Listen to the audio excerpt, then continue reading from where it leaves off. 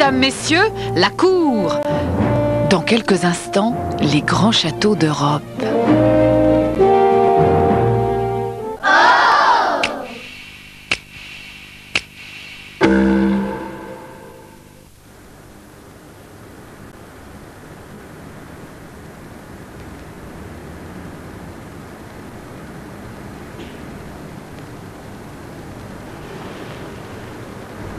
Actuellement, dans les années 90, passer une soirée avec une jeune fille sans prendre ses précautions, c'est l'équivalent de jouer à la roulette russe. Avec, en toile de fond, la punition, qu'on peut dire définitive, c'est la mort. Ça porte un nom, c'est le sida. Je crois que ça a cassé pas mal de rêves, pas mal de folies. Ça a gâché pas mal de trucs, on s'en rend pas bien compte parce qu'on s'y est fait, mais... Moi, ça m'a plutôt calmé, parce que j'étais plutôt du genre à avoir beaucoup de relations, mais ça m'a calmé. J'ai fait des bêtises durant ma jeunesse. Je suis allé voir des filles sans préservatif, rien du tout. Et j'ai eu pas mal de remords. C'était souvent sous l'emprise de l'alcool. Donc, le lendemain, ça stresse un peu. Le sida, c'est un retour vers un certain moralisme que ça m'emmerde. On est obligé de prendre certaines précautions qu'on n'était pas vraiment obligé de prendre avant. D'autre part, ce que j'avais surtout envie de dire, c'est que moi, je revendique le droit de mettre ma vie et ma santé en danger. Lorsqu'on est amené à donc rencontrer différentes personnes du sexe opposé, ou du même sexe, peu importe, le préservatif doit être de mise.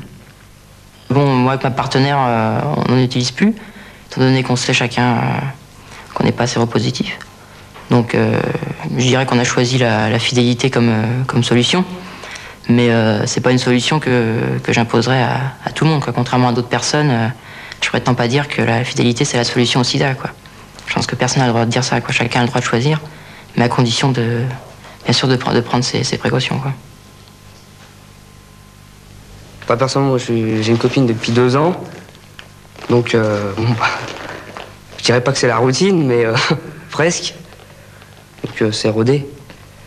Mais autrement, je veux dire, s'il y avait un débordage à faire, je crois que c'est clair, ce serait le préservatif à ce moment. Maintenant... En l'occurrence, je les ai tous essayés, parce qu'il n'y en a aucun qui me convenait. Puis finalement, j'ai trouvé, il y en a un qui est très fin, qui est NF, et où il n'y a aucun problème. Alors je dis pas que c'est aussi bien que fait de manière naturelle, mais bon, c'est pas désagréable non plus. Mais personnellement, je vois vraiment pas comment je pourrais... C'est peut-être une erreur de ma part, mais je vois pas comment je pourrais attraper cette maladie-là. Maintenant, je suis prudent, mais avant, moi, j'étais toxicomane pendant pas mal d'années, je faisais pas gaffe. Et voilà, j'ai pas le sida, quoi, j'ai une hépatite. Mais bon, maintenant, je fais plus attention. Avant, je me sentais pas concerné du tout. Maintenant, c'est nickel. Comment vous voyez l'avenir? L'avenir...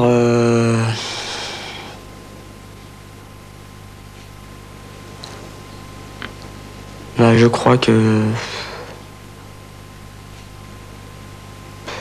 L'avenir...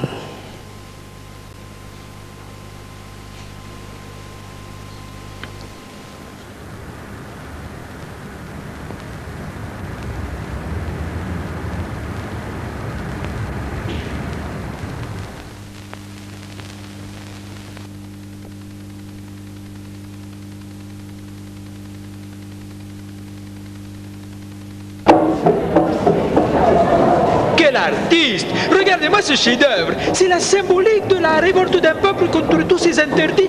Ça me bouleverse. Regardez-moi ce rond rouge barré avec ce bâton au milieu. Pardonnez-moi, ce n'est pas une œuvre d'art, ça c'est un panneau d'interdiction de fumer.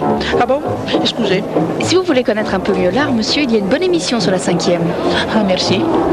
Le culte de la perfection. 25 siècles d'art en Europe. Dimanche 10h30 sur la 5e.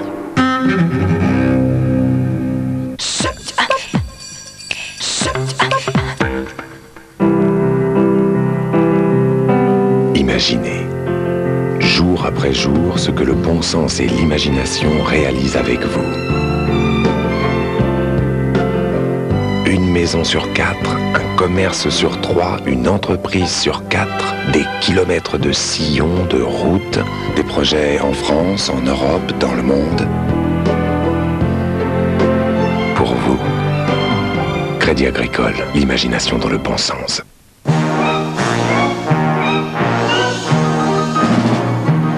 Dans les affaires internationales, une simple réunion prend parfois une tournure des plus inattendues. Mais il existe un endroit bien au-dessus de tout ça, où vous trouverez tout pour vous détendre et vous ressourcer. Le calme, avant et après la tempête. United Airlines, un coin de soleil au-dessus des nuages. Oh, hit the round of the bar. So one of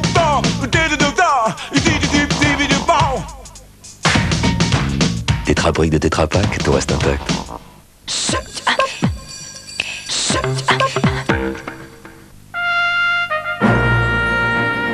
En 1699, Charles Howard affronte la plus grande crise de sa vie d'aristocrate. Ses amis ont bâti des demeures magnifiques et le troisième comte de Carlisle a juré de construire un château encore plus beau.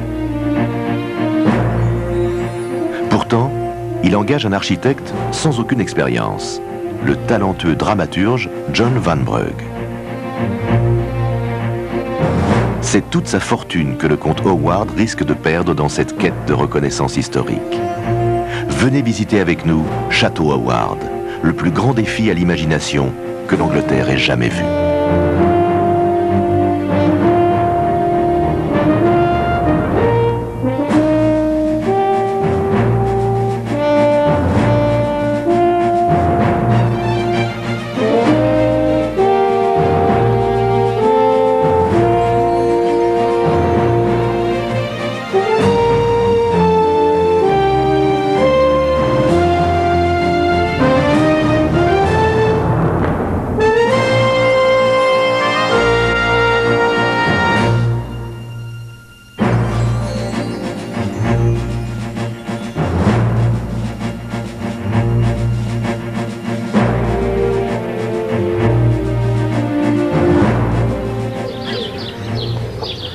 Yorkshire, en Angleterre, à la fin du XVIIe siècle.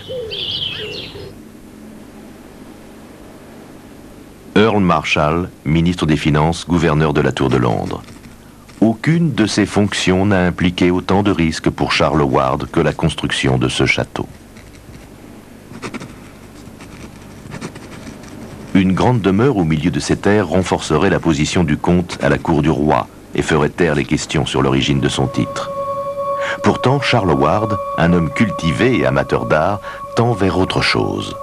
Son regard est tourné vers la postérité. Le site est choisi. Des centaines d'acres de parc dans le Val d'York, la terre ancestrale des Howard. C'est là que se dressait anciennement Enderskelf, aujourd'hui une ruine, comme tant d'autres châteaux. Pour construire son château, le comte fait appel à un homme de talent, pour le moins inattendu, un auteur de théâtre, célèbre pour avoir choqué la bonne société londonienne. John Vanbrugh est là du théâtre, et des critiques qui se déchaînent contre ces satires paillardes de l'amour et du mariage. Amateur d'architecture, sa vision enflammée de ce que le château de la famille Howard devrait être séduit le comte. À sa plus grande surprise, le comte approuve et l'engage. John Vanbrugh fuit alors le monde du théâtre sans regret. Son contemporain, Jonathan Swift, a écrit de lui « Le génie de Van pour l'architecture est inné. Il n'a besoin ni d'études, ni de livres. »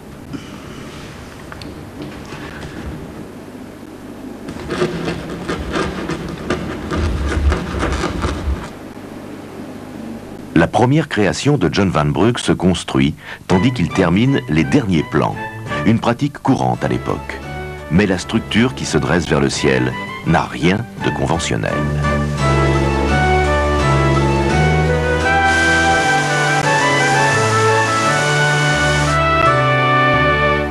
Sur la façade sud, John Van Brugge a surmonté une rangée de colonnes grecques d'une forêt de cheminées, de vases et de statues.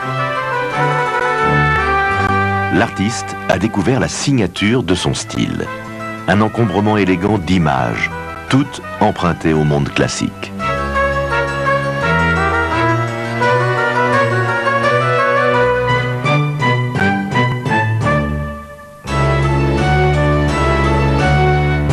Le manque d'expérience du dramaturge est sa plus grande qualité. Libre de toute idée préconçue, il n'hésite pas à tenter les expériences architecturales les plus exubérantes.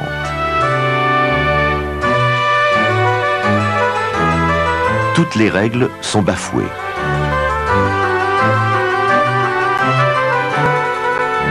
Van Brugge choisit une orientation nord-sud au lieu de l'orientation est-ouest, comme le veut la tradition. Et ceci afin de profiter au mieux de la vue des collines Howard. L'intégration du paysage dans l'architecture est une idée révolutionnaire en Angleterre. Et quand John Van Brugge dessine les jardins du château, il n'a aucune expérience de paysagiste.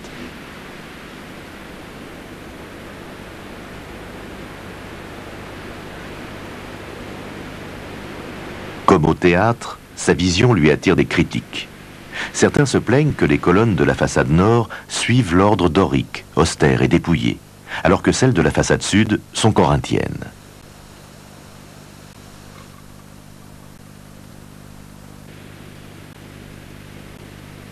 Van Brugge rétorque que personne ne verra jamais les deux côtés en même temps. Même les oiseaux qui survolent le château ne seront pas choqués de cette élégante juxtaposition. Ce magnifique château n'est pas l'œuvre d'un seul homme. L'architecte recrute Nicolas Hawksmoor, un dessinateur renommé. Il compte sur lui pour mettre ses rêves sur papier, sous forme de plan. Le comte ne se contente pas de passer commande, il dirige la construction par un flot ininterrompu de lettres. Il choisit des motifs classiques et surveille au sou près l'augmentation rapide des dépenses. En échange, Van Brugge tient le compte au courant des potins locaux et de l'avancement des travaux. Le piédestal tel que je l'ai construit est un peu plus large que la norme. Je m'interroge sur l'opportunité de strier l'obélisque. Les boules au sommet vont l'égayer sans être de mauvais goût. Votre humble serviteur, Van Brugge. L'élément le plus spectaculaire de cette architecture est le grand dôme. Aucune résidence privée anglaise n'avait auparavant été ainsi couronnée.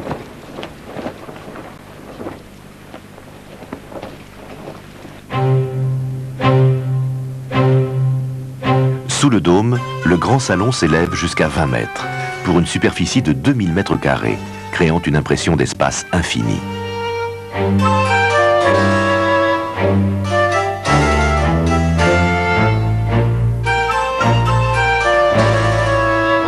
À l'intérieur du dôme lui-même, le peintre italien Pellegrini a représenté le mythe de Phaéton, foudroyé dans le chariot de son père.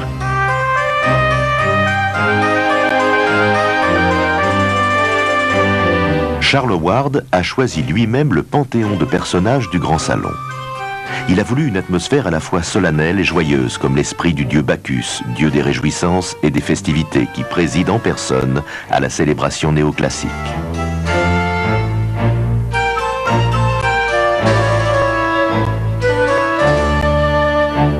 Les plus grandes statues du Grand Salon sont l'œuvre de 3 des plus grands artisans européens, au demeurant fort mal payés par le comte. Le prix des ouvriers et du matériel, parmi lesquels plus de 100 000 briques, menace alors de le conduire à la faillite.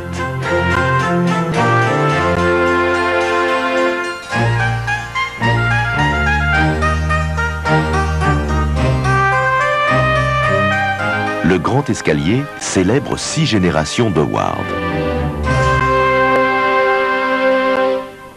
Anoblie il y a à peine 40 ans, la branche familiale du comte manque cruellement de distinctions honorifiques. En investissant toute sa fortune dans la construction de ce château, Charles Howard veut modifier cette image. Mais sa chance l'abandonne. À la mort de son allié, le roi, en 1702, ses affaires périclitent. Les dépenses du château, presque 2000 livres par an, ont vidé les coffres familiaux.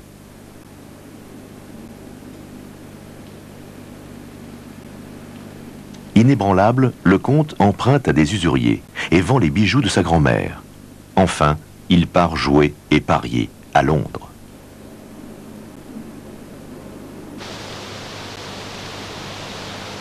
En 1707, John Van Brugh écrit « Le comte Carlyle est en ville depuis longtemps. Il a gagné 2000 livres qu'il va à nouveau investir dans son château. »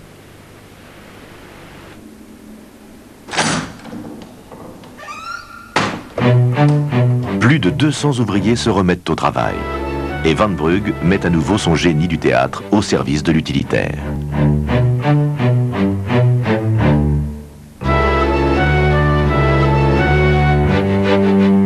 Le passage antique allait relier l'aile est et l'aile ouest de Château Howard. Là où un autre architecte se serait contenté d'un couloir, Van Brugh installe une scène brillamment éclairée.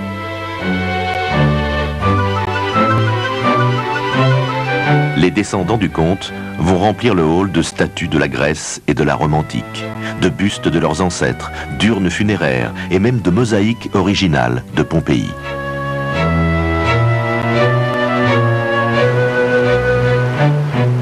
À l'extérieur, Van Brugh, le comte et Hawksmoor sacrifient à des images éternelles. Chute d'eau et fontaine dans un parc qui n'atteindra sa pleine maturité que des siècles plus tard.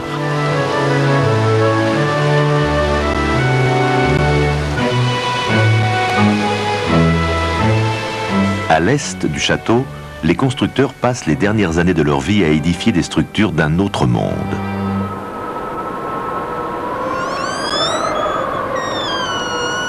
À travers cette pyramide, le comte rend hommage à son arrière-arrière-grand-père. Au XVIe siècle, Lord William Howard a jeté les bases de la fortune familiale.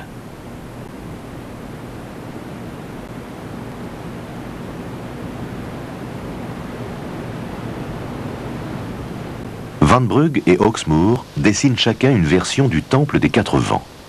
Incapable de choisir entre les deux, ils montrent les plans au comte, qui choisit le magnifique temple palladien de Van Brugh.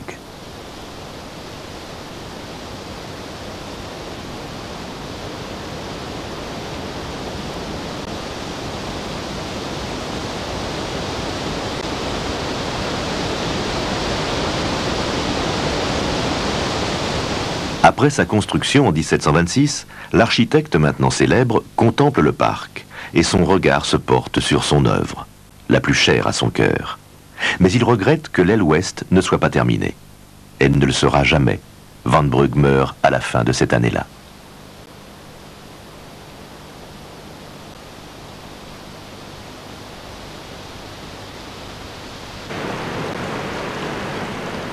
Hawksmoor reste seul pour mettre en place la dernière sentinelle que l'on peut voir en s'éloignant du château par l'est, ce mausolée inspiré d'une tombe de la voie appienne à Rome.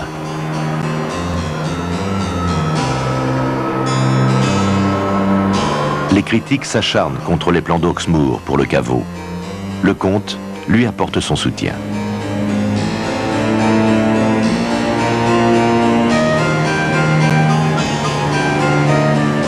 Plus tard, Laurence Whistler dira « C'est sa plus belle invention ». Horace Walpole plaisante « On serait tenté de s'y faire enterrer vivant ».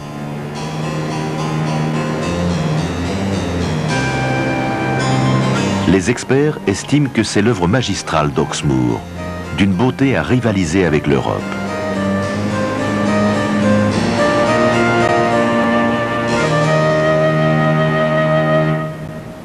Une santé défaillante empêche le constructeur de terminer son œuvre. Il meurt en 1736.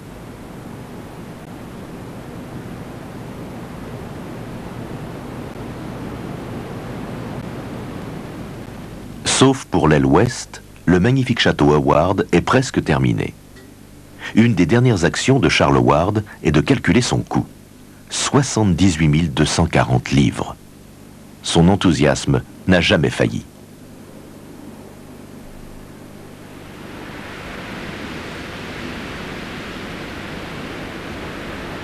Et en 1745, le mausolée reçoit la dépouille de son fondateur.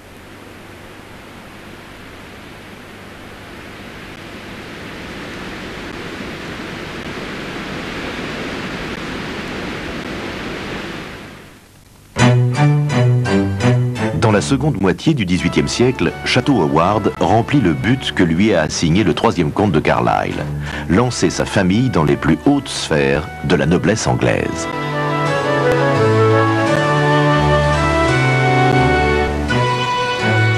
Son fils, le quatrième comte, termine l'aile ouest dans un style sans imagination que lui imposent ses beaux-parents.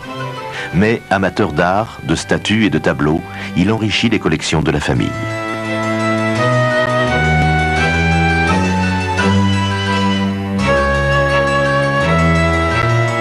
Château Howard atteint la beauté et la renommée de Chatsworth et de Blenheim, témoignage de la sophistication et de la dignité de la famille qui lui a donné son nom.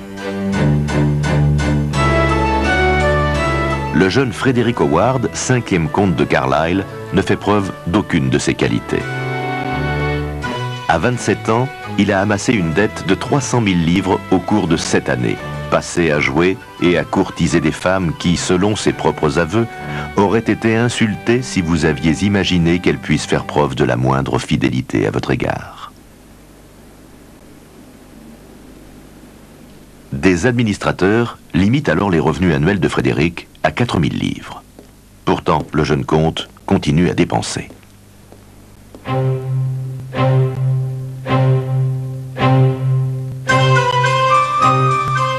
En 1798, il achète une partie des collections d'art du duc d'Orléans. Parmi celles-ci, des peintures du Titien, de Véronèse, de Raphaël et des œuvres de Léonard de Vinci. Certaines font aujourd'hui partie de la collection de la salle Orléans avec le maître de musique de Féty.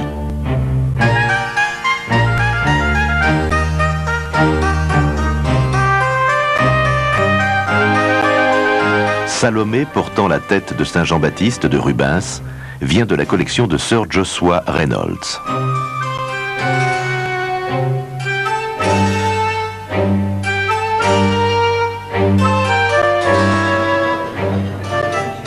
La crise financière du cinquième comte ne trouble en rien le rythme de vie du château. Un artiste invité à y séjourner remarque que 3 domestiques sont mis à son service pour lui fournir des choses dont j'ignorais même l'existence.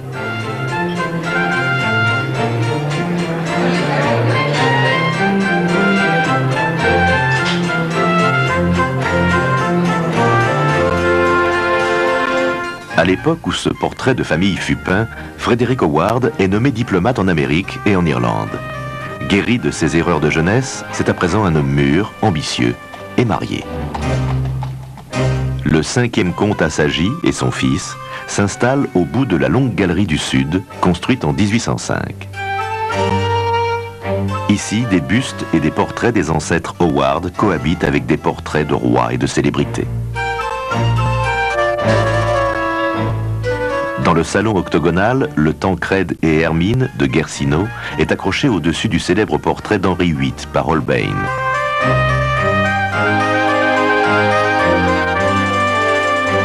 Holbein l'a peint peu de temps après que le roi ait décapité la reine Catherine Howard, une lointaine aïeule des comtes de Carlisle.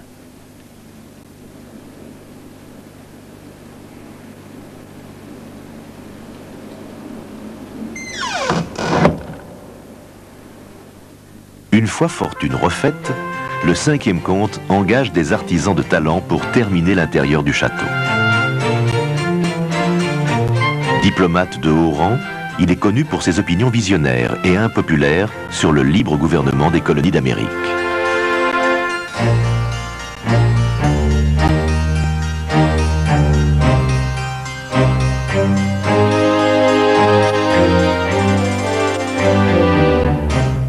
Sa carrière diplomatique et son dévouement à l'une des plus importantes collections d'art d'Angleterre valent à Frédéric Howard d'être reconnu et considéré. Mais les succès de l'homme mûr ne font pas oublier sa jeunesse dévoyée, quand il fut, selon ses propres mots, projeté dans un monde trop grand et trop joyeux.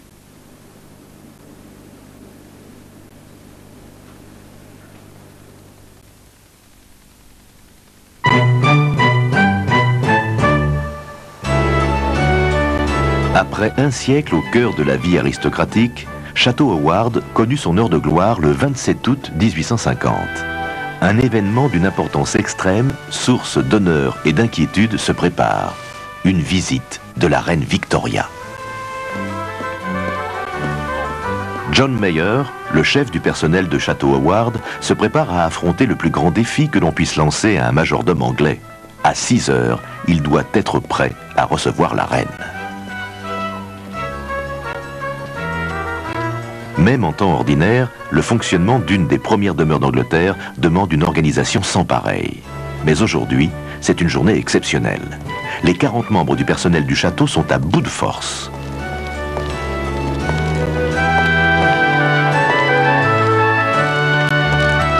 John Mayer commence sa tournée d'inspection par le grand salon et la coupole du grand dôme.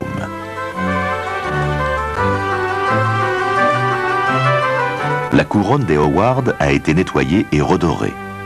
Le comte prépare une surprise pour la reine. Un spécialiste du gaz est venu de Londres pour installer des tubes qui honorent Victoria en lettres brillantes. God save the Queen. L'homme se souvient. Je ne sais pas de quelle distance le dôme est visible, mais je suis sûr que des gens qui ne l'avaient jamais vu auparavant vont le découvrir ce soir.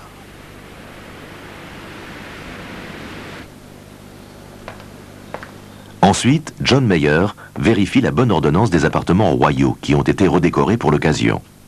L'entourage de la reine comprend 14 invités, 15 serviteurs, un chapelain, des tuteurs, des gouvernantes et des dames d'honneur.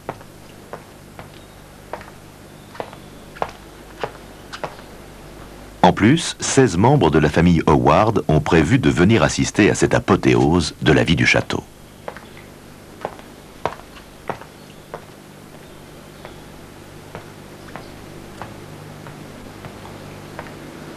Attribuer des chambres à tous ces invités de marque, sans froisser personne, est un véritable défi lancé à la diplomatie et à la discrétion. Mais John Mayer ne cède pas à la pression.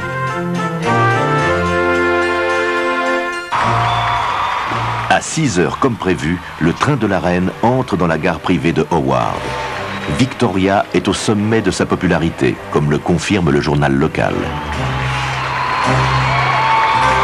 Les habitants sont venus de tous les environs afin d'assister à l'arrivée de la reine. Des trains bondés de loyaux sujets ont accueilli une femme infatigable venue de Bath pour admirer le paysage.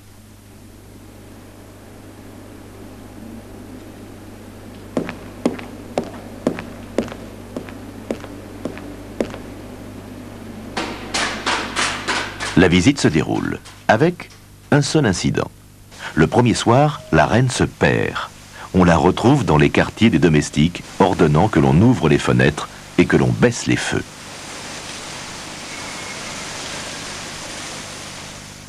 Le 7e comte de Carlisle se souvient. La seule chose que l'on peut regretter, c'est qu'en société, la reine ne sache pas mettre ses sujets à l'aise.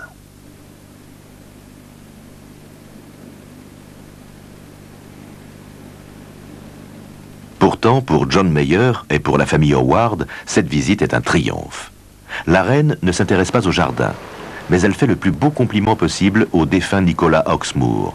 Elle veut reposer dans un mausolée semblable à celui qu'il a construit ici.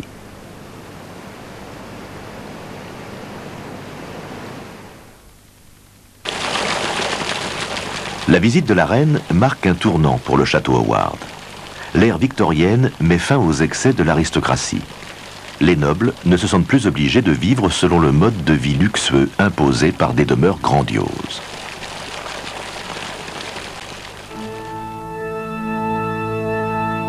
Le 8e comte de Carlisle refuse même complètement de vivre dans le château. Son frère, l'amiral Edward Howard, y passa ses années de retraite et rénova la chapelle anglicane.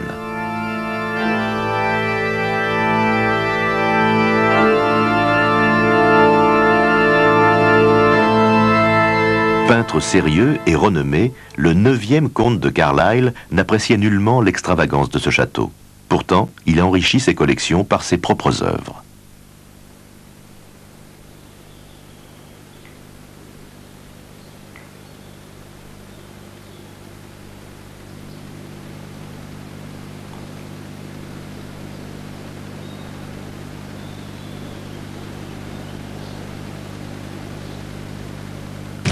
Au XXe siècle, une tragédie frappe le château.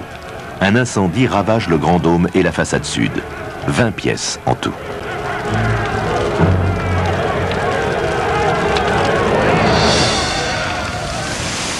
Il fallut un Howard ancré dans la réalité du monde moderne pour restaurer le château et lui rendre sa splendeur passée. En 1950, George Howard donne un nouveau rôle au château qui devint une des demeures les plus visitées d'Angleterre, ainsi qu'un musée abritant des collections d'art uniques au monde et un lieu de tournage de films. Grâce à lui, ce qui commença comme un défi lancé à l'imagination est aujourd'hui un théâtre vivant, témoin du mode de vie de l'ère de son fondateur.